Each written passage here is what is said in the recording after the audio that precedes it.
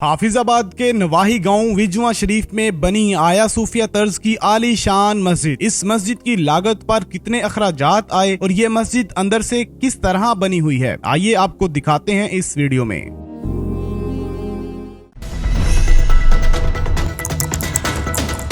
अस्सलाम वालेकुम नाज़रीन, उर्दू पॉइंट के साथ मैं हूं आपका मेज़बान उसामा इरशाद। नाज़रीन, आज आपको एक ऐसी खूबसूरत मस्जिद दिखाने जा रहे हैं जो कि तुर्की की मस्जिद आया सूफिया की तर्ज पर बनाई गई है।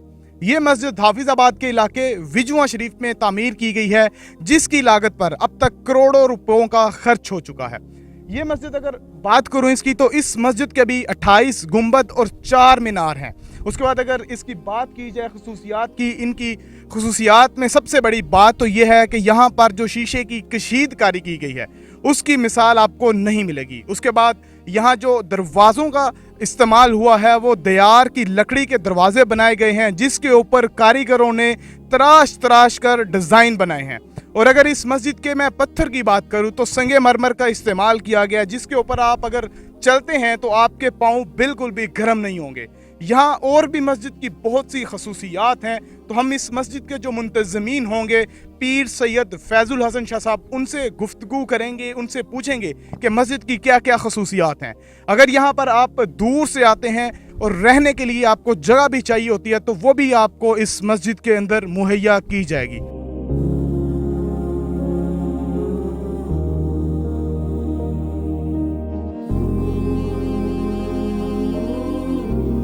ये मस्जिद पे कितनी लागत आई अब तो ये हिसाब मौजूद नहीं है। जब मस्जिद का इफ्तिताह हुआ था तो शायद उस वक्त कुछ याद था, क्योंकि अब भी काम चल रहा है मस्जिद का, आपने देखा होगा तो काम चल रहा है अभी, तो सही याद तो नहीं, लेकिन ये माशाल्लाह करोड़ों की लागत है, माशाल्लाह से बहुत पैसा लगा है और नज़र भी आ रहा है। तो ये अल्लाह की तौफीक से है, बस लग गया बस, और लग रहा है अभी इंशाल्लाह, और लगाते रहेंगे इंशाल्लाह।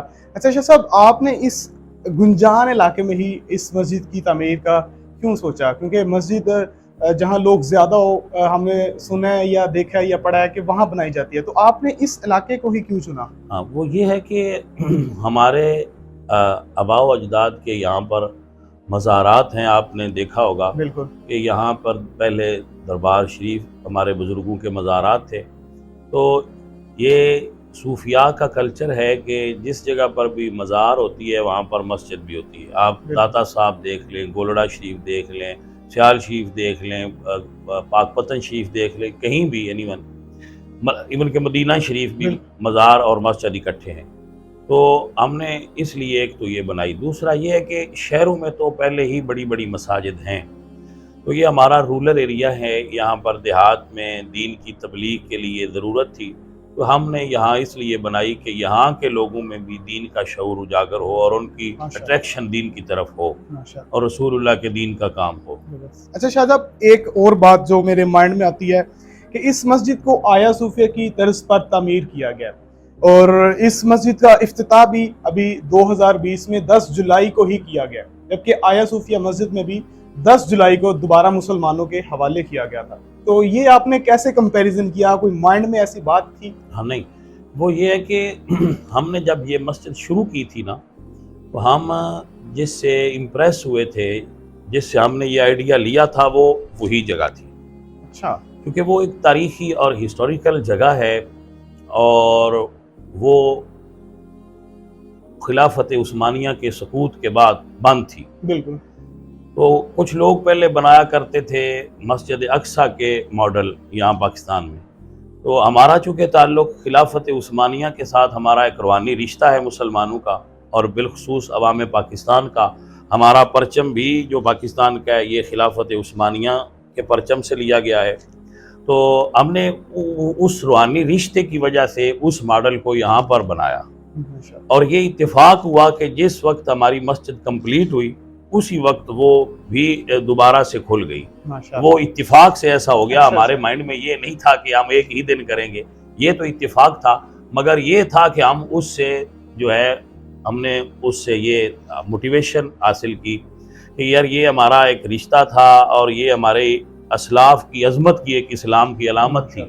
تو جو بند پڑی ہے تو چلیں ہم یہاں کھولتے ہیں. माशाल्लाह बड़ी अच्छी सर, आपको तो इत्तफाकन भी अल्लाह ताला ने ہاں साथ मैच कर दिया وہ بہت خوبصورت ہوا. माशाल्लाह. तो शाह साहब ये मस्जिद कितने रकबे पर मुहित है? ہاں یہ جو ہے یہ 2 एकड़ جسے ہمارے 9 کنال کا ایکڑ ہوتا ہے, ہمارے ہاں گاؤں میں ویسے 8 کنال کا بھی ہوتا ہے, تو یہ 2 एकड़ پر مسجد بنی ہوئی ہے. تو آپ اسے کہہ سکتے ہیں کہ یہ 17-18 کنال پر بنی. اچھا ماشاءاللہ. اچھا شاہ صاحب آپ یہ بھی بتا دیجئے گا جو زائرین آتے ہیں دور دراز علاقوں سے, اب وہ تو اس گاؤں میں اسٹے نہیں کر سکتے, ان کے لیے کوئی اسٹے کا انتظام آپ نے کیا ہوگا؟ یہ جب ہم نے ڈیزائن کیا تھا نا مسجد کو, تو یہ آپ جو اس طرف دیکھیں گے تو یہ کمرے بنے ہوئے ہیں جی جن پر نمبر بھی لکھے ہوئے ہیں.